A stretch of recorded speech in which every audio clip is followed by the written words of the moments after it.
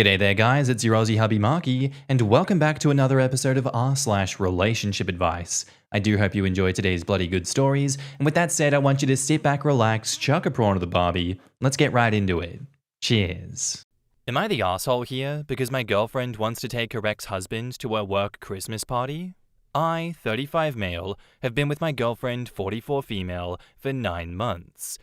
When we met, she was open about the fact that she had fully separated from her ex and that they would be starting official divorce proceedings. Those started around 1 month ago, and it's basically in the early stages. Yesterday, we were talking about work Christmas parties, and she told me her workplace are currently running a poll where the options were go alone, go with your partner, or say you're not going.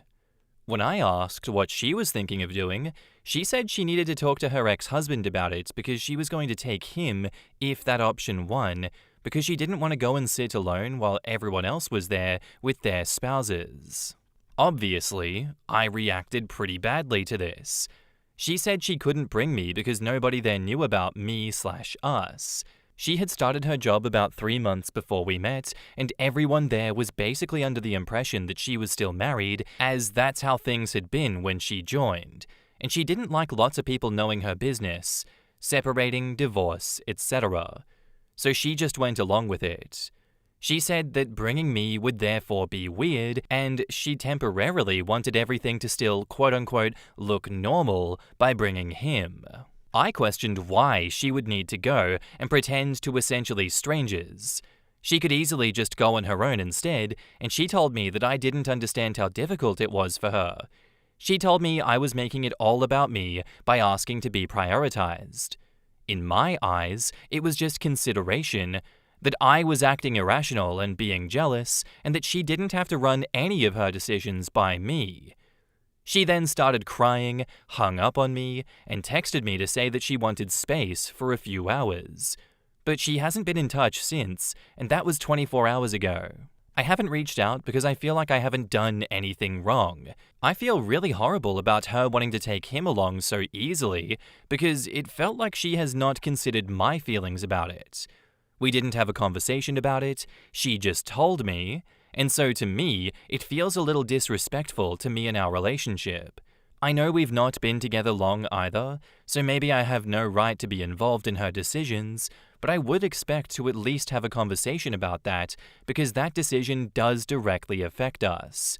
I also don't understand why she needs to go and pretend to people that she doesn't really know, and why she wouldn't have just been able to take that opportunity to explain, but I don't know if I'm just being selfish like she said. Am I the asshole here? I've never been married, so I don't know if I have just majorly downplayed everything and been inconsiderate. Honestly, appreciate everyone's advice and opinions. In the comments, not the asshole. This is a massive red flag. You're worried about reacting badly, but the real problem is that 9 months into a relationship, she's actively choosing to prioritize the appearance of an intact marriage over publicly acknowledging her actual relationship with you. She isn't worried about people knowing her business, she's worried about admitting she has moved on before the divorce is final, which suggests that she's keeping open the option of reconciliation. The excuse that it would be weird to bring you but normal to bring the man that she's divorcing is absurd and deeply disrespectful to you. Demand honesty and transparency or walk away. Because right now, you are her secret and the ex is her preferred public face. OP replies, I've read this over and over again because it articulates and validates so much of my thinking. That whole thing about actively prioritizing an appearance of an intact marriage is what felt so ironic and also uncomfortable when she told me that I was being selfish for demanding, which I wasn't, to be prioritized. Thank you for this comment. OP responds and clarifies the timeline of his relationship and how long the girlfriend had the job before meeting OP. I'm glad you brought this up because, to be honest, I can't answer this question either now that I think about it. From what she told me, the relationship had been dead a good year before they separated. She started the job in October, and they had separated before we began in January. So I guess maybe she talked about him in the crossover? Another commenter says, similar situation for me, however, I'm the one that has to attend the Christmas party. My ex and I are close to finalizing the divorce, and I've found a new lady in my life. I am higher up at work, and it's important that I attend these events, but no one knows my personal life. That being said, taking my ex has never crossed my mind. I'm either going alone or I'm not going. This is all new, and I will definitely take my girlfriend next year, but not now. That's too soon. If the thought of taking my ex crossed my mind, for image reasons, I would 100% talk to my new partner before making a decision. But honestly, that's just not an option or consideration. Good luck. And sorry, mate. OP replies, "Man, thank you for this. I was hoping someone would drop in who had lived it, or from the other side. You don't know how much this helps because I put myself in her shoes, and like you did, I would have either gone alone and made an excuse if people asked where my other half was, or I'd have just not gone. Nobody's forcing you into taking them, and yeah, like you, if I had to, I would have asked my partner first and made sure they were comfortable or okay with it. She did zero of this. This has made my mind up. Thank you so much. Best of luck to you and your new lady." Yeah, I think you're absolutely not the asshole here, OP. This is really weird. And it does read as manipulative on her part. Like, why is she trying to keep up appearances for her ex and her co-workers? And you're being told to just get over it instead of being given a proper explanation as to why she's doing what she's doing. I think you're right to hold your ground on this one personally. 9 months into the relationship should not be a sneaky link. You should not be a secret anymore. This is really weird. If she's not emotionally or socially ready to acknowledge your relationship, that's alright. But at the same time, she also shouldn't be dating if we're this far into it and she still can't acknowledge it. You can't have both things happen at the same time, not in my world. I don't think you're asking for any control in this situation. You're asking to be respected. And her reaction with crying and flipping it back on you? Oh, brother. She knows she crossed the line with that one, but she is refusing to face that reality. That's sad. That's gross. If she can't be honest publicly about your relationship, if she can't prioritize you in private, I think you've got your answer, and I think you know where you stand with this woman. I don't know how many people would stay in a relationship where this is how you solve problems when you're being disrespected, shut down and disappear. Yeah, no thanks. And now, onto the update. Firstly, I want to thank everyone for their responses. I never expected to get so many, and I read all of them. Yeah, even the painful ones.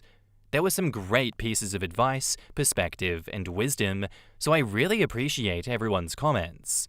Second, there were a lot of repeating questions that I didn't answer in this post because it all moved way too quick, so I wanted to answer those now in case those commenters were still wondering. 1. Who filed? And did I definitely know they were divorcing? My ex, now girlfriend, had always made out that she had begun proceedings.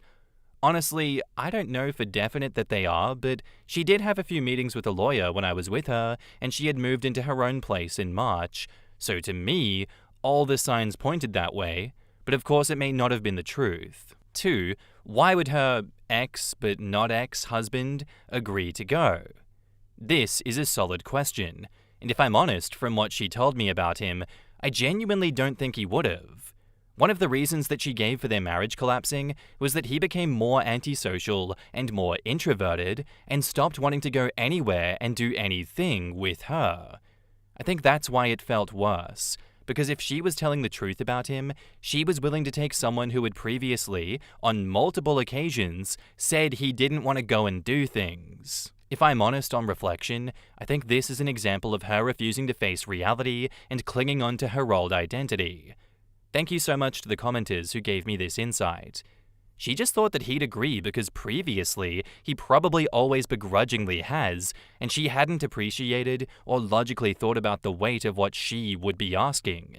If it was me, I certainly would have said no like everyone else said they would too. So on to the update. We split up. Thanks to all the perspectives here, I text her to say that I hoped she was okay and that the space had given me time to reflect on the situation. I explained that I could see things from her perspective and what her intentions might have been, but that I was hurt and that she hadn't felt that she could communicate that with me first, as, if she had, the outcome might have been different and we could have worked something out. However, I felt that her behavior in calling me selfish and the not running decisions by me, etc., was disrespectful and inconsiderate, and that was now my major problem in moving forward with the relationship. She replied to say that if I was just going to bring another source of pain and stress to her life, that I may as well go because I was still making this whole thing about me and my feelings and not appreciating her not breaking apart at the seams while her life did. So she'd be taking more space until I decided what I wanted. She's pissing me off, man. That's some bullshit. Thanks to all of you, I realized how invalidating and again manipulative that was. So I told her that we'd make the space permanent and I wished her all the best. Her response was just, okay, and asking if she could still use my Netflix password. Of course. So I changed it, and then she texts again a little while later, asking why I'd changed it, and could I put it back because it had locked her out of a show that she was watching, so I had a good laugh to myself about the irony of decision-making without running it by her, and didn't respond. On to better things, and a definite lesson learned for the future in seeing the red flags. I also just wanted to say thank you to the commenters who've lived it and shared their experiences. It did make it easier to understand what her motivations and intentions might have been for carrying on as normal. As I said in a previous comment, she had had a bad experience with a previous job and was out of work for some time in between. I also knew that she was nervy about this one as it was beginning to ramp up. I can see why she may have obfuscated the truth so that her employers didn't think she had any personal distractions which might have stopped her being at her sharpest. Where we live, you need 2 years to be safe from being fired, and she was only a year in. I can totally get why someone suddenly on their own with individual finances, plus lawyer fees and divorce settlements, if true, fees, would not want to risk their income suddenly being shut off or being back out of work for a long period. Having said that, I also agree with everyone that there's a difference between obfuscating the truth and showing up with your ex and essentially playing pretend when there was the option of going alone and just making an excuse for them. Though I guess I can also see why maybe that would feel awkward or uncomfortable being surrounded by others. End of the day, if she had come to me and explained, maybe we could have worked it out. However, she didn't, and everyone was right that her behavior and attitude towards me in the situation was incredibly disrespectful and problematic in the end. Once again, a massive thanks to this community. In the comments, yeah, I don't even know the end game here. Say she takes him to this event and then shows up with you to the next one, isn't that still gonna be an issue? Or does she then go to the events alone for the foreseeable future until enough time has passed? This was so dumb on her part. All she had to do was go to the party alone. Just tell people that her husband had his own company Christmas party the same day, so we decided to divide and conquer. Or he was at the in-laws, or on a work trip. You could have had a dozen excuses besides actually dragging him there or bringing OP. They could have then dealt with the change over next year. OP says, "Yep, this was something I really didn't get at the time. Having had the insight of some amazing commenters in this community, I can now see why maybe her thinking was the path of least resistance, especially if she had been perpetuating a completely false reality, so they were almost expecting to meet him. Which feels a bit icky anyway now that I write it out, but just like you gave here, I also still believe that there were a whole host of plausible excuses that she could have given that nobody would have thought twice about, and if she didn't want to do that, then the other option was to not go entirely. The choice to go with him was the choice that should have been the most far-fetched and the last resort, not her first choice or preferred option." Another commenter says, "Honestly, I'm really glad to see that you split. Like, there just was no good answer for what she was doing, and her reactions to you made it very clear that she had no business being in a relationship right now. She wants a roll of duct tape to hold her together, not a partner." The audacity of her to ask for your Netflix password had me scoffing. You really dodged a bullet. She was still insisting that you were jealous, immature, and selfish. No wonder her marriage didn't last, and I bet everything that her ex was the one to ask for separation and later on, divorce.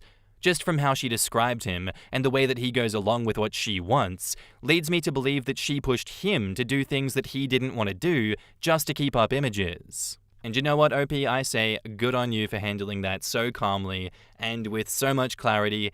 Thank you, commenters, you've saved the day. I think that final message from her about the Netflix account was so funny. Like, never owning her own choices, always deflecting, always guilt-tripping, and trying to keep the Netflix account. What's wrong with her? I think that tells you everything you need to know about what she's like. She just wants control. She just wants duct tape holding her together. She does not care to connect with someone in a deep and meaningful way. You did the right thing by ending it. She just wanted to maintain this illusion with you in the background, never actually being a significant part of her life. How long would this have gone on for? I think you've saved yourself months and months of emotional whiplash. I think you saw the red flags, you stood your ground, you listened to the comments, and you left with self-respect intact. I think that's how you win. You have won this situation, OP. Thank you for the story. Thank you for the update. Wildly entertaining. I want more. Our next post is by user Cute as Ducks, and it's titled, I, 27 female, am being asked to use my personal computer and download a tracker for work. As the post says, I'm a 27-year-old family nurse practitioner in Virginia. I work in private practice, think family doctor, and my company from the beginning has required me to use my own personal computer. When I was hired, I wasn't told about that, but instead, on the first day, they told me to bring it and use it daily as it needs to go in with me to see the patients. I think this is crazy for a variety of reasons. Lots of wear and tear that I'm not compensated with, bring back and forth, risk of losing it, or it being stolen, patients' records on my personal computer, sick people getting germs on my computer, and on and on. I've been in this position for 5 months, and so far the mousepad has stopped working because my hands are always wet with hand sanitizer. So then I had to buy a wireless mouse. I have a nice computer, and I hate that it's being destroyed like this. Today, I have strep throat. Strep as an adult is terrible. I told my boss I could either stay home or stay home and work at home clearing lab results, etc. That night on the phone, she said, yes, please work from home. First thing this morning, they wanted me to install a timer to my personal computer that allows me to practice to see how much time is being spent in each chart, for billing purposes, they say. It's a Google Chrome timer extension. I told them that I would be more than happy to use that on a work computer.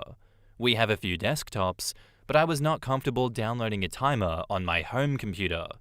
She said okay, but was clearly mad, and then 5 minutes later had her assistant call me and tell me to stop working for the day since I wouldn't install the timer and that I was now only allowed to use a desktop at work. This is on top of the fact that I have a clock-in, clock-out on an app on my phone that tracks my GPS. Yes, I have a master's degree and have to clock in and out even for lunch. During the entire time it is on, GPS is tracked. So listen, I know I need a new job, but is this legal? How do I approach this? I'm now going to have to use sick/vacation time that I wasn't planning on using. I think I should be paid for my time today. In the comments, Illuminator says, as a side note, I would be extremely worried about the liability of having patient information on your personal laptop. This alone would give me pause. OP replies, I know. I go to great lengths to keep my laptop safe related to it having patient information on it. They do require me to send emails with patient information via Gmail, and they keep a ton of patient information on Google Drive, so I feel like my computer is the least of the worries.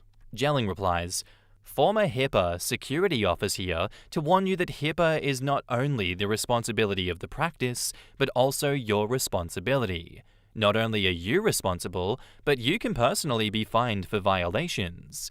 The fines can be quite severe, so please take this into consideration. And I think you should take that into consideration too, OP, because this does sound like a HIPAA nightmare.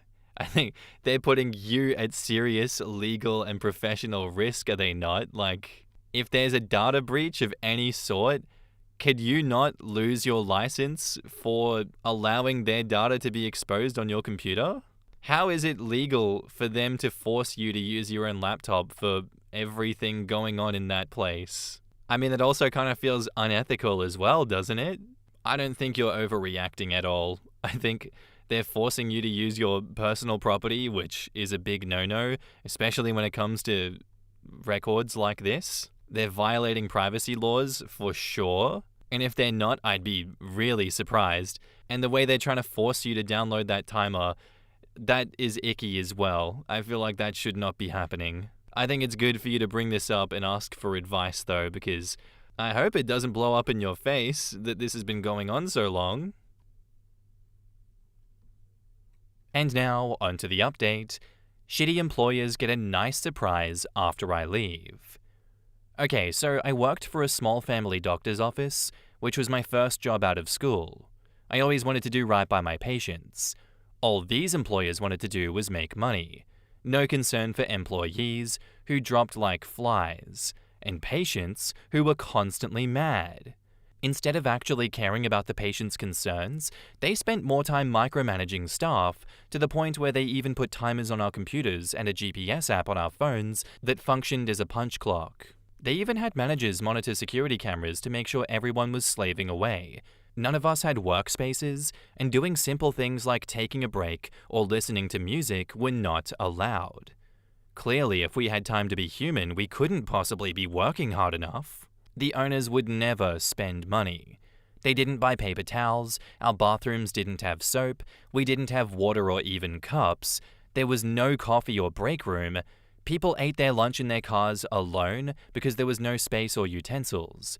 We also had to pay for our own training because they would offer to cover it and then make getting reimbursed really hard. But that's just the beginning. They also cut corners when it came to patient safety and privacy. They were too cheap to buy masks for providers for when patients came in with diseases like tuberculosis.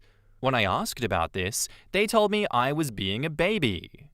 Lastly, they required providers to use personal computers for tasks involving patient data, a major HIPAA violation.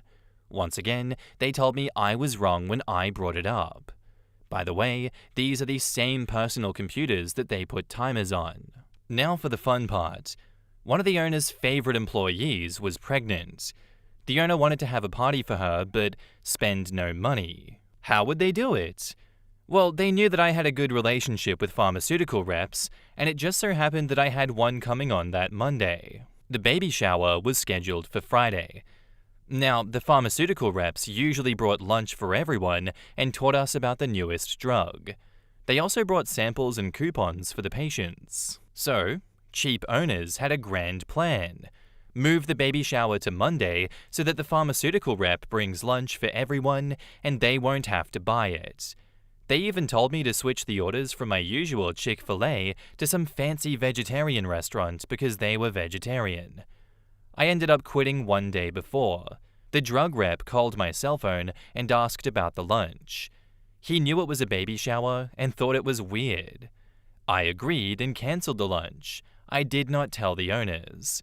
I wish I could see their faces when the free food wasn't showing up. A day or two after I left, 2 other employees quit, and more will soon follow. I also reported them to the Board of Health and HIPAA. Their day will come soon. #Count of Monte Cristo. In the comments, Osha wants to hear about no masks.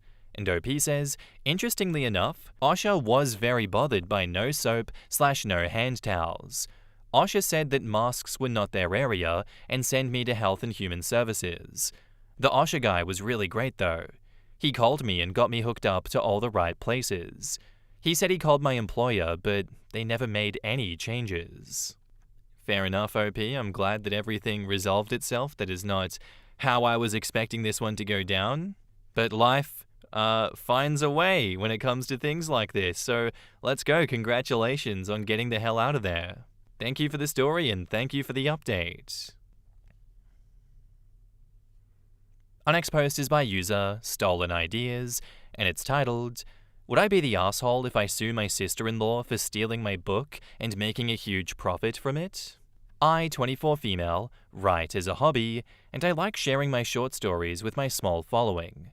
I do want to publish one day, but I want to make it perfect since it's not edited yet.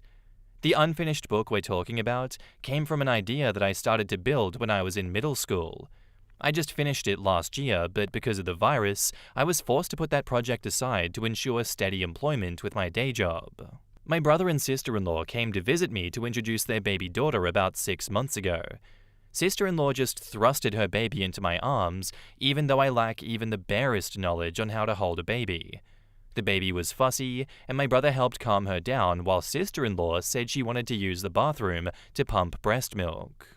They left later, and I didn't think anything of it until recently that I was told sister-in-law had published a book, and it had been a while since she published. Self-publish is not as time-consuming as traditional publishing. I don't doubt my sister-in-law's intelligence because she is a smart woman, but I've also heard how she dislikes books because they're boring and drag on. I wanted to show my support, and so bought a copy, only to realize that it's way too similar to mine. I compared it to my copy of unpublished work. It's obvious that it's been edited and proofread for fluidity and clarity. I was angry, and I admit I overreacted by confronting her over the phone. She said my screaming was upsetting her and hung up on me. It was a back-and-forth battle with phone numbers to get to the truth. By this time, my parents and her parents are involved. Then the truth boiled over. Probably from stress and being caught, since I do have my copy and detailed notes of my progress in world building and in-depth characters for second book. She said that my brother in turn needed the money because they have a child and a lockdown threatens their work. She said she will give me 75% of the continuous royalty to settle it. I said no and told her to give me the pseudonym that she booked the book under and take the amount that she paid for editing and proofreading the book and the marketing ads. She said I'm taking away her daughter's college funds. She just lost her job and her unemployment check hasn't come yet. My brother is the sole supporter. I threatened to sue and everyone is furious with me. I believe I will proceed with the lawsuit. Edit. Sister-in-law was, and still is, a mummy blogger. She started a blog when she found out about her pregnancy, so it was a weekly update journey, and the blog turned into a full-on mummy blog now. She has a decent following, and she makes money from the ads, but I don't think it's full-time worker salary. I gather from the book's review, on social media platforms that isn't selling the book to avoid policy violation, that her followers got the book because they support sister-in-law. I know it's bitter of me, but I can't help to feel offended that I worked hard on it to have it brought not under the intention of being interested. It's how the book climbed ranks. Her followers bought them. In the comments, not the asshole. You need a lawyer whether you decide to sue or not. Even if you decide to settle without suing, you need a contract memorializing the agreement and you need to file for federal copyright registration ASAP. If you don't know how to find an attorney, call your local city or state bar association and ask for a referral to a copyright attorney. Not the asshole. It's your work that she is claiming is hers. You have proof that it's your work. If you didn't buy a copy and read it, then you'd never have known. Not the asshole. She did a bad thing, and you have every right to try and correct it. Even if she made little to no money from it, it's still your idea. Your story. Not that it affects anything here, but I am curious what your brother thinks about all this. You only mentioned your sister-in-law. Does he know what his wife did? Is he okay with her stealing from you? You are so not the asshole. Numerous people have either lost their job, companies, or are facing economic turmoil. However, that is in no way a reason as to why you should steal someone's life work. Girl, buckle up, get your lawyers, because this is your right. You are not responsible for their child or her future. Back up to the post, there's an update. I've taken your suggestions and have one more talk with sister-in-law without involving other family members. The deal was the same as before. Give me the name that she published under, take whatever money she used to publish and advertised. She insists that I take the 75% royalty because her followers are expecting a sequel from the book. I told her that I will not allow her to make a profit off of the work that I put so much effort in. This morning, about an hour ago, she had told my parents and her parents about me not compromising for the sake of her family and her daughter. Now it's me that's the bad guy. My parents treat sister-in-law like a daughter, so they told me that either accept her offer or they essentially disown me, saying families don't sue each other and we are to support each other. I'm somewhat surprised and somewhat not, because I never grew up to be someone that they are satisfied with, and sister-in-law has traits that they dream of me having. I feel like a stranger in my own family. Final update, or maybe not. I have thought it over, and I'm still thinking about it. I love my brother and my parents, but they are not supportive of me. They don't care about my feelings because I'm tearing the family apart. My sister-in-law is still very much upset and angry at me, but frankly, I've given her a fair compromise. If my family and sister-in-law don't take my feelings into consideration, then I will not either. I will be taking time to myself and not speak to them until they apologize. I'm going to gather all the text messages. I can't do anything about the phone calls, and I will see if I can borrow some money from my friends to get a lawyer. If not, then I'll think of something. I am going to sue her. Not to get back at my sister-in-law and family, but because it's my property and for the disrespect that she has shown. Thank you for all of the support. I never expected so many things to change overnight, but it did. I'm angry, resentful, and bitter. I don't think I can convince my parents and brother that she is in the wrong because she did it for her daughter's future. I'll probably not have a niece anymore, so maybe that's why I still have inklings of doubt. Part of me wonders if intellectual property is worth losing my family. You know what, OP, you're absolutely right in this situation. What she did isn't like family drama like they're framing it, like, oh, we need to support family. No, she stole from you and they are taking her side. She stole your work. She stole years of creativity from you without saying shit about it and then passed it off as her own and expected you to just take it. Her bullshit excuses about needing money or doing it for her daughter, that doesn't make it okay. It just shows you that she knows exactly why she did what she did, and she's trying to manipulate you into just dropping it. What a piece of shit. I think you've shown more compassion than most people would in this situation, and a very fair compromise, but she spat on that, and your family still sides with her. Does that not tell you about where their priorities are at? I don't think that suing her is about revenge at all. I think it's you protecting your rights and you setting a boundary that says your work has value. I think you might lose contact with your family over the fight that is going to come, but I think you will gain self-respect and legal control over your creation, which you deserve. I don't think you should back down. I think you should get a lawyer like everyone else is saying, file that lawsuit, and let the evidence speak for itself. She can write all the bullshit mummy blog posts she wants to do, but stealing is not okay. It is predatory, what she has done is wrong, and you deserve better. And now, on to the update. Thank you everyone for giving me advice on how to proceed with this mess. After speaking with my pre-law friend, I decided to go the legal route. I reiterated my compromise with sister-in-law and my brother, but he has fully taken her side. My parents warned me that I'd be disowned and I would be dead to them if I'm willing to stoop so low. I hired a lawyer, and given all the details on my side, my lawyer says that she needs my unedited manuscript for the book and my sister-in-law's published book, along with the copy that sister-in-law sent to have it proofread and edited. Because the published book has different parts changed, my lawyer needs the unedited version, which sister-in-law should still have in the transaction she did with her editor and proofreader. We took the risk to ask sister-in-law for the unedited copy that she sent to her editor and proofreader, despite the chance of having her feign, "I don't remember their names, I don't have their contacts anymore, I don't want to," etc. I told sister-in-law that she will go through the route of having to use third-party notarization to ensure no foul play on either part. Have one individual look at my unedited manuscript and the one that she sent to her hired editor plus proofreader. Once I told her that, she must have realized I was not bluffing. Sister-in-law and my brother accepted the compromise that I take the pseudonym and the royalties with evidence of sold copies. I stipulated that sister-in-law must put a message out to her followers on her blog that she stole from me and not a single word in the book is hers. I thank the Redditors for suggesting that. She's clearly pissed off and disgusted with me for doing this to my own family. I threatened her with further legal proceedings if she doesn't do it.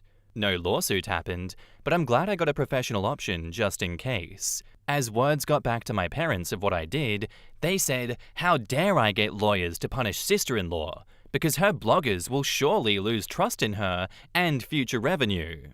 I told them and my parents that if they have anything to say, use my business email. I'm done with them. They treated an outsider, sister-in-law 1 month into dating my brother, better than they ever did to me. I don't need that negativity dragging me down. I'm happier, more free with my opinions, and I don't have to feel the need to compete with everything sister-in-law does just to get my parents to love me a little more than a daughter in name. I have my friends. They've always been more of a family unit to me than my biological ones. I knew I was going to lose something coming out of this, but I didn't expect I'd be okay with the disappointment and hurt. Thank you, everyone. And no, I will not be telling anyone what the name of the book is, because I only came here to get a moral judgment and update everyone on what happened. Please don't think that I'm using this for clout. The book will not be promoted on Reddit, not then, not now, and not in the future either. In the comments, "This is great news for you. This story makes me question so many things about humanity. What a terrible family you have. Wow." OP says, "Growing up with my parents' parenting, I thought a lot of favoritism towards my brother was normal because he's a male and an heir, in a sense. No one told me that it was unhealthy for me to feel inferior and placed in second place. Then I realized when sister-in-law came into the scene that it wasn't just because my brother was a man, but because I didn't live up to their standards." Someone else says, "Wow. They really cared more about her future than the fact that she was a liar and a thief. Screw all of them. Did she make the blog post?" And OP says, "Not yet. She has a week to make it in case she wants to use a PR team to lessen the damage of her name." OP clarifies the timeline of her brother and sister-in-law's relationship. "Sorry for the confusion. My mind is running on fumes. When my brother introduced sister-in-law to my parents after 1 month of dating, she was only his girlfriend at the time. My parents were, I guess, elated to have her over more after they asked her what she did for a living. Sister-in-law and my brother broke off their engagement twice for personal reasons and wrong timing, so I wasn't sure how to describe their love timeline in a non-confusing manner." Someone else says, "I'm glad that it worked out in some way for you. I never understood the 'you don't do that to family people in these situations.' It's okay for family to steal or do something horrible to you, but if you retaliate in a logical and legal manner, suddenly it's family. You need to forgive and forget. I'm glad you cut them out. Let's see how much they care about family when she starts stealing from them. Or better yet, when they have to sacrifice for her because family." And OP replies, "To them, sister-in-law could do no wrong. I think, to them, me being their daughter has more flexible room to offend than losing sister-in-law. She's my parents' gem that they can flaunt to other relatives. It's a weird mindset. My brother is their pride, so technically sister-in-law is also an adjacent pride of theirs." You know what, OP? That was the strongest and most dignified way that I think you could have handled this one. I think you did a fantastic job protecting your work. And yeah, your sister-in-law had nothing else but banking on the fact that your family's guilt tripping would work into beating you into submission. And when she realized that you had a legal counsel, you had lawyers behind you, she's like, oh boy, you mean business, OP. That was sick.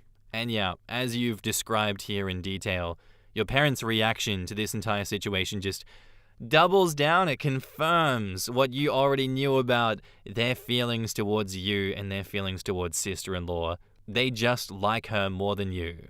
I think you've outgrown this dynamic. I don't think this serves you anymore. I think it's time to take some steps back from this family and keep them at an arm's distance, because this is just going to keep repeating over and over again. And her delaying the apology is hilarious. I hope she gets forced into doing that, clearing your name, telling her entire little mummy blog that she's the one that stole from you and it was all a ruse. I hope you come back one day and tell us all about it.